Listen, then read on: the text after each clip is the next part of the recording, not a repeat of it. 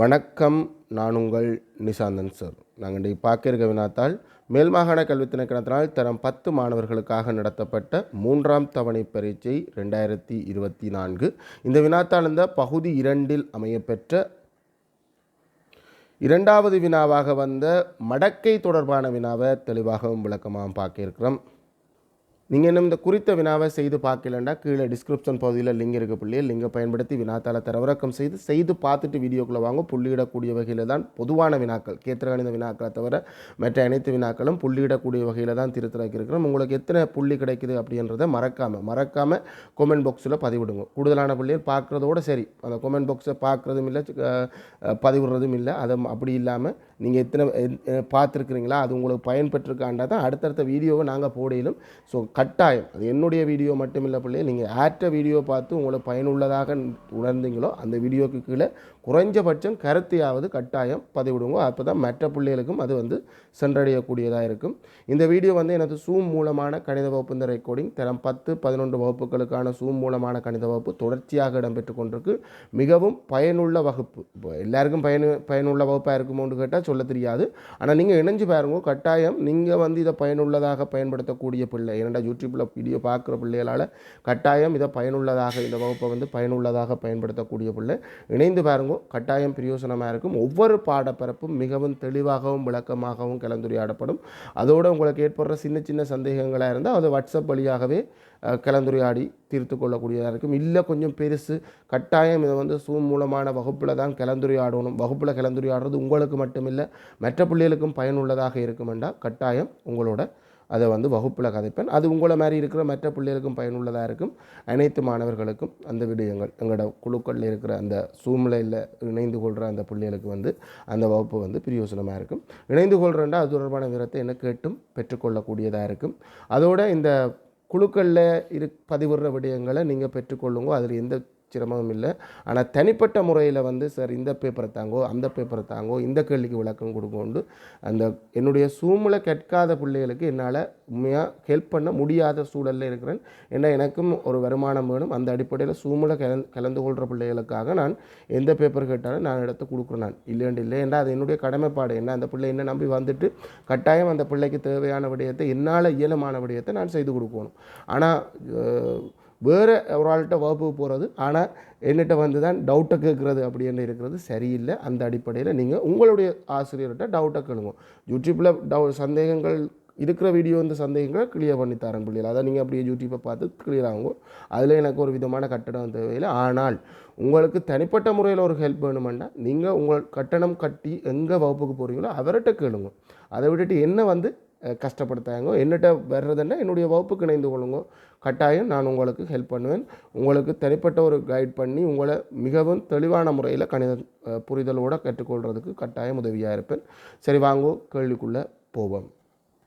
இந்த 2வது கேள்வியை பாருங்கூடா, அது ஒரு தனி மடக்கையிலேருந்து வந்திருக்கு.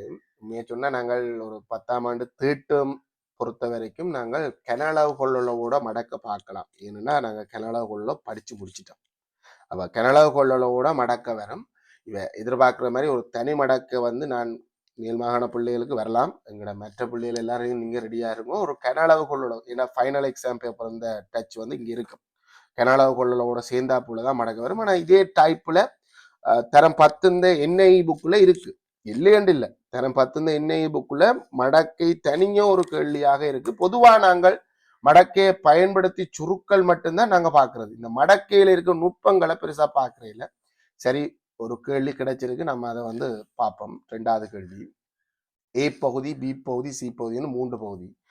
லோக் எல்ஜிஏ 2, எல்ஜின்னா அடி 10 2 லோக் அடி வேறுன்னு சொல்லுறது. எல்ஜி 2 ஏ, எல்ஜி 3 பி ஆயின் எல்ஜி 6 பெருமானத்தை ஏக்கம பி அந்த 2 மடக்க பெருமானத்தை வச்சு கொண்டு காணட்டுமாம். அப்ப எல்ஜி 6 2ஐயும் 3ஐயும் வச்சு 6 2ஐயும் 3ஐயும் வச்சு உருவாக்கணும்.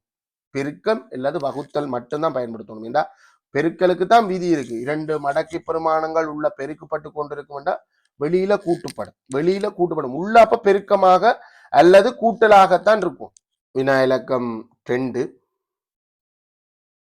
அதுல ஏ பகுதி எல்ஜி 6 நாங்கள் 3,2 மட்டும் பயன்படுத்தணும். ஸோ மூவி 2 6 என்ன மூ 2 இல்லை ஈர் 3 2 3 தானே. சரி நான் ஓர்டர்ல போடுவோமே. ஈர் 3 6. மடக்கை விதி என்ன சொல்லுது? வெளியில உள்ளுக்குள்ள 2 மடக்கைகள் உண்டாக பெருக்கு கொண்டிருக்கும் என்றா அவைகள் வெளியில வரும்போது தனித்தனியே பெருக்கப்படுவியம். சாரி, தனித்தனியே கூட்டுப்படுவியம். எல்ஜி 2 சக எல்ஜி 3. அதாவது நீங்க பெருக்கி காண்ற மடக்கைக்கு கூட்டி காணலாம். உதாரணத்துக்கு சிம்பிளா சொல்றேன். எல்ஜி 32 லொக் எல்ஜி வேணாம், லொக்ல சொல்றேன்னா லொக் லொக் அடி 2 32 தர 16.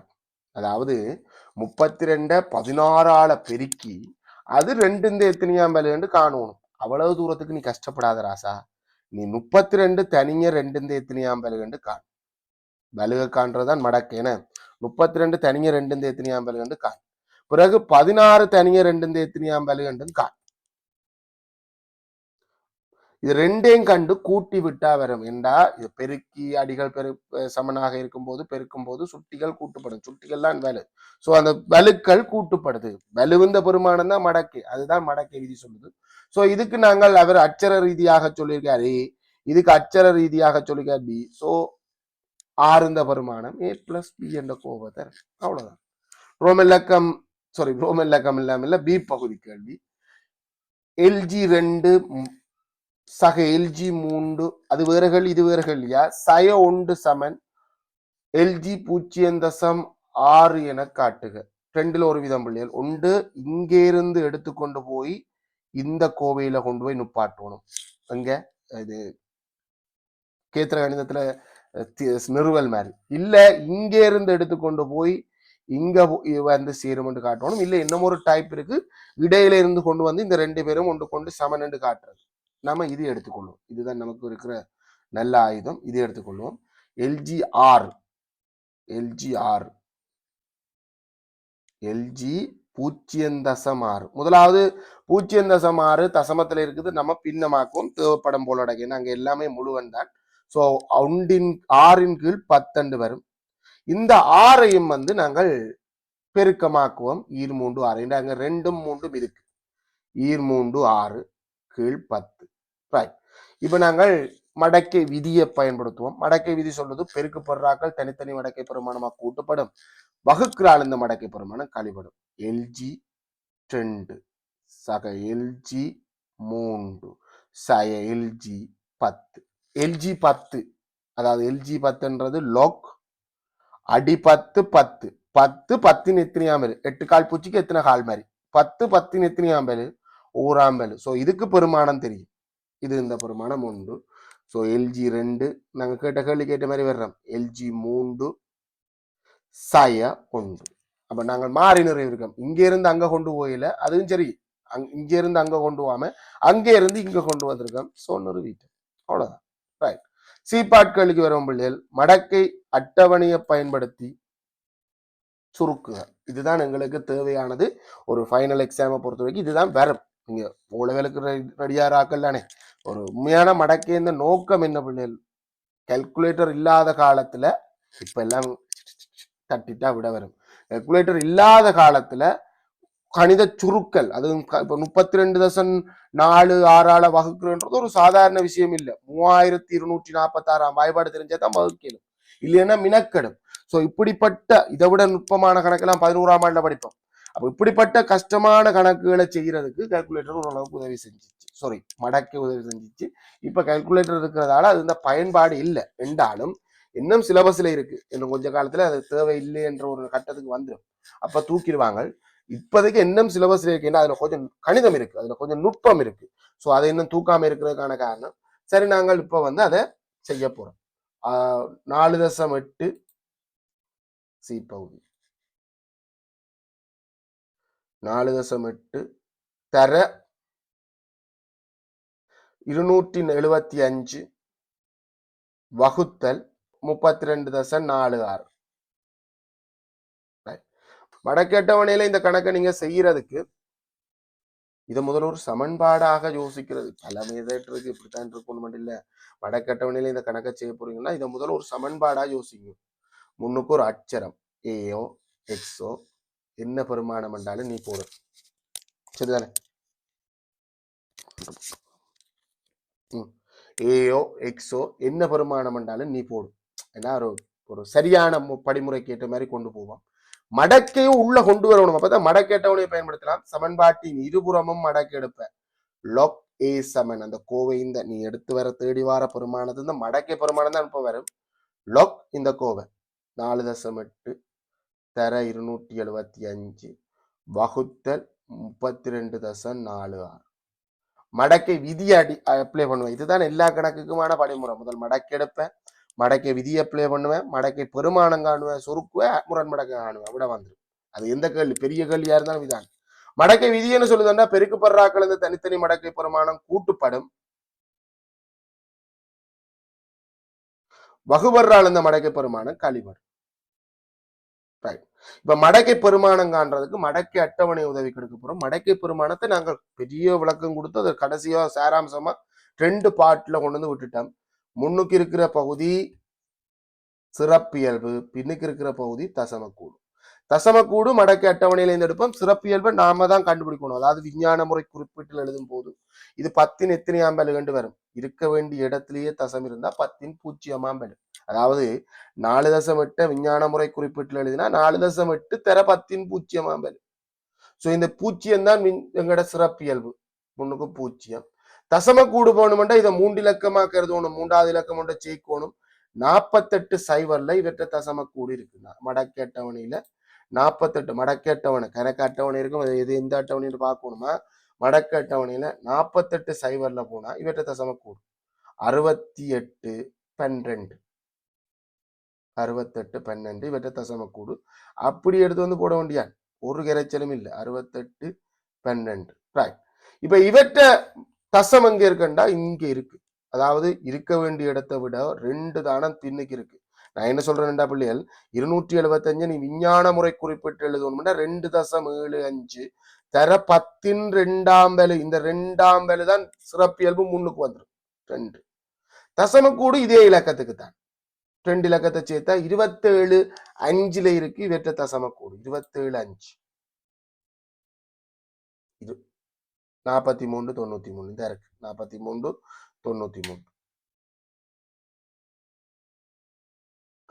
சய இருக்க வேண்டிய இடத்தை விட தசம் ஒரு தானம் பின்னுக்கு இருந்தா சிறப்பியல்பு 1 தசமக்கூடு 4 இலக்கத்துல முதல் 3 இலக்கத்தை வச்சு காணும். 32 4 கண்டு இடை வித்தியாசம் 6ல காணும். 32 இந்த இருக்கு 32 4 51 0 5 4ல என்ன இருக்கு என்று பார்த்தா 9 இருக்கு. 6 4 6 என்ன 4 6 6ல வந்து 9 இடை வித்தியாசம். இடை வித்தியாசம் ஒன்றும் ஒன்றுமில்லை பிள்ளைகள். இந்த 2க்கும் இடையில இருக்க இடைவெளியை சரி சமனா அடுத்த தசமதானத்துக்கு பிரிச்சு போட்டிருக்கு. 51 0 5ஓட நாங்கள் 6 8 இல்லையா 6 2க்கு 8 தான் வரும். ஏன்னா இடை வித்தியாசம் 8 என்ன என்ன 6க்கு 8 தான் வரும் நினைக்கிறேன். பாப்போம் நாங்கள் அதை மிஸ் பண்ணிட்டோமோ.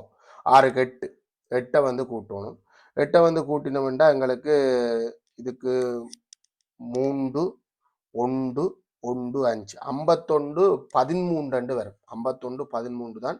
அதாவது இவற்றை சிறப்பியல்பை முதல்ல போட்டுருவோம். சிறப்பியல்பு 1 தசம் இங்க தசமக்கூடு அங்க இருக்கு. தசமக்கூடு 51 13 51 13 கூட்டி கழிப்பம் 0 தசம் 68 12 2 தசம் 43 93. நாங்கள் முதல்ல கூட்ட போறோம். கூட்டினா 5 10 0 போட்டு ஒரு மிச்சம். அந்த ஒண்டிங்க வந்தா 12 2 போட்டு ஒரு மிச்சம். 1 1 போட்டு ஒரு மிச்சம் 3. இதுல இருந்து 1 தசம் 5 1 1 3 கழிக்க போறோம். கழிச்சா 2 சைவர்ல இருந்து 1 கடன் எடு போக கழிவிடாது. கடன் எடுத்தா 9 10 10ல இருந்து 1 போனா 9. இங்க கடன் கொடுத்ததால 1 1ல இருந்து 1 போகும் 0. 1ல இருந்து 5 போகாத கடன் எடுத்தா 11 11ல இருந்து 5 போனதால 6. இந்த கடன் கொடுத்தால 2 2ல இருந்து 1 போனா 1. சோ கடைசியா எங்களுக்கு வரப்போற பெருமானம் 1 தசம் 60 92. இது யாருடைய விட எங்கட ஏ இந்த விடைய ஒன்று கேட்டா இல்ல, ஏனுடைய மடக்கை பெருமானம் தான் கண்டுபிடிச்சுக்க. ஏய காணணும்டா முரண்மடக்கை லொக் அங்கால அனுப்புவேன். அது முரண்மடக்கை அப்படின்னு வரும். அந்த முரண்மடக்கை அப்படின்றத செய்யாம நான் என்ன சொல்வேன் என்றால், இந்த மடக்கை பெருமானம் வருதானே பிள்ளைகள், இந்த விட எந்த எண்ணுடையது ஏ இந்த பெருமானம் தான். அப்ப ஏ இந்த எண்ணை கண்டுபிடிக்கிறதுக்கு முரண்மடக்கை எடுக்கிறேன். ஆனா முரண்மடக்கை என்ற சொல் எழுதையில் அவ்வளவுதான். ஸோ எந்த எண்ணுடையதுன்றதை காண்றதுக்கு தசமக்கூடு 6092 நான் மடக்கை அட்டவணைக்குள்ள தொடங்கும். 6092 ரைட். 6092 இங்க 60 வரிசை இருக்கு. 96 தாண்டிட்டு 92 முன்னுக்கு இருக்கிறதா எடுக்கணும். அப்ப 6085 தான். 6085 எங்க இருக்கு? 40 6 நினைக்கிறேன். பாப்போம், நீர் 6 தான் இருக்கு. 40 6 இடத்துல 6085 இருக்கு. எனக்கடா உண்மையா 6092 வேணும். ஸோ 85ல இருந்து 92க்கு போறதுக்கு இங்கால 5 அங்கால 2 7 இடை வித்தியாசத்துல வேணும். ஸோ இந்த லைன்ல தேடி போறேன். இடை வித்தியாசம் 7 தர்ற இலக்கம் இல்ல. 6 இருக்கு, 8 இருக்கு. எது கிட்டே இருக்கோ அதை எடுக்க வேண்டிய. ரெண்டுமே கிட்டே இருக்கனாடி நீங்க ரெண்டுல எது எடுத்தாலும் ஓகே. ஏன் சார் முன்னுக்கு இருக்கிறத எடுக்காம கிட்டே இருக்கிறத எடுக்கணும்னு சொல்றீங்க அப்படின்னு சொன்னா, நாங்கள் இதோட முடிக்க போறோம். கிட்டத்தட்ட மட்டம் தட்டுதல் மாதிரி. இதோட முடிக்கிற பட்சத்துல எது கிட்டே இருக்கோ அதைத்தான் எடுக்கணும். இப்ப இங்க 6ம் 10ம் இருந்தா நாங்கள் 6ஐத்தான் எடுக்கணும். இல்ல 8ம் இங்க 4ம் இருந்தா 8ஐத்தான் எடுக்கணும். எதுக்கு 7 தான் நான் தேடி வர்றால் 7 இல்ல. சோ 7க்கு கிட்ட எடுக்கணும். 6ம் கிட்டத்தான் இருக்கு, 8ம் கிட்டத்தான் இருக்கு. பக்கத்தான் சேம் தூரம் தான். சோ நீங்க 6 எடுத்தாலும் சரி 8 எடுத்தாலும் சரி, இந்த தசம கூட தரக்கூடிய இலக்கம் 4 0 40 கூட இல்ல, அது 4 0 சரி 40 6 6 என்ற இலக்கம் இந்த தசம கூட தரும். 40 6 6 என்ற இலக்கம் இந்த தசம கூட தரும். நாங்கள் தசம் குத்தணும். ஏன்னா சிறப்பியல்பு ஒன்று வரணும்னா தசம் அங்கே இருந்திருக்கணும். இருக்க வேண்டிய இடத்தை விட ஒரு தானம் தள்ளி தசம் இருந்திருக்கணும். சோ இந்த பெருமானமும் மடக்கை பெருமானமும் இதுதான். 40.66 இந்த மடக்கை பெருமானம் இதுதான் கிட்டத்தட்ட. இது அதை விட இதோட ஒன்று குறைவு. நான் 6 7 போட்டிருந்தாலும் சரி பிள்ளைகளா. ஆகவே இதுல இருந்து நான் சொல்ல போற விட இந்த பெருமானம் 40.66. சில பிள்ளைகளுக்கு 40.67 வந்திருக்கும். ரெண்டும் சரியான விட. இதை நாங்கள் வாய்ப்பு பார்க்கலாம். இந்த கேள்வியை செய்யறதுக்கு கால்குலேட்டர் இருக்கு தானே பிள்ளைகள். கால்குலேட்டரை வச்சு நாங்கள் வாய்ப்பு பார்த்தோம்டா எங்களுக்கு இதே விட தான் வருது. 40.66 அங்கால 5 வருது பாருங்க. சரியா சென்ட்ரல்ல இருக்கு. மட்டம் தட்டும் போது நீங்க 6 7 இந்த தசமதானத்தை 7 மட்டம் தட்டும் போது 7 போட்டாலும் சரி, மட்டம் தட்டாம 6 6 2ஆம் தசமதானத்தோட விட்டாலும் சரி. சோ இது கணிகருவி இல்லாத காலத்துல மடக்கை எவ்வளவுக்கு முக்கியமா இருந்தது அப்படின்றது ஒரு நல்ல உதாரணம். இப்ப கணிகருவி இருக்கு, நம்ம பட்டண்டு செய்யக்கூடியதா இருக்கு. ரைட். சரி பிள்ளைகள், புள்ளித்திட்டத்தை சொல்றேன், மார்க் பண்ணி கொள்ளுங்க. அதுக்கு மடக்கைக்கு 6 மார்க்ஸ் போடுறேன். இதுக்கு 2, இந்த நிறுவலுக்கு 2. மடக்கை பொதுவா 6 மார்க்ஸ் இல்லாட்டி 5 மார்க்ஸ். மடக்கை விதி அப்ளை பண்ற இந்த வரைக்கு 1 மார்க்ஸ். இந்த மடக்கை பெருமானங்கள் 3ல 2 சரியா இருந்தாலே பரவாயில்ல, 2 மார்க்ஸ். 2 தான் மேக்சிமமா. 3க்கு 3 மார்க்ஸ் வராது, 2 தான் மேக்சிமம். சுருக்கி அந்த விடை எடுக்கிறதுக்கு 1 மார்க்ஸ். இறுதி விடைக்குத்தான் 1 மார்க்ஸ் இல்ல 2 மார்க்ஸ் வரும். சந்தர்ப்பத்தை பொறுத்து நான் இந்த சந்தர்ப்பத்தை 2 தாரன், 6 பிரிச்சு தாரன். ஒட்டுமொத்தத்துல இந்த குறித்த வினாவுக்கு உங்களுக்கு 10 கேட்கிறேன். ஏன்னா இந்த கேள்விதான் எனக்கு முக்கியம். நீங்க மடக்கேட்டவனையை பயன்படுத்தி கணித சுருக்கல் செய்யறதுதான். கூட்டல் கழித்தல் செய்யறதுக்கு மடக்கேட்டவனை தேவையில்லை. பெருக்கல் வகுத்தலுக்கு தான் இப்போதைக்கு உங்களுக்கு மடக்கேட்டவனை தேவை. 11ஆம் ஆண்டு வந்தோம்னா நாங்கள் இதுக்கும் தேவைப்படும். வர்க்க மூலங்காணுதல், வர்க்கித்தல், கன மூலங்காணுதல், அதுக்கெல்லாம் மடக்க வாய்ப்பு. சரி.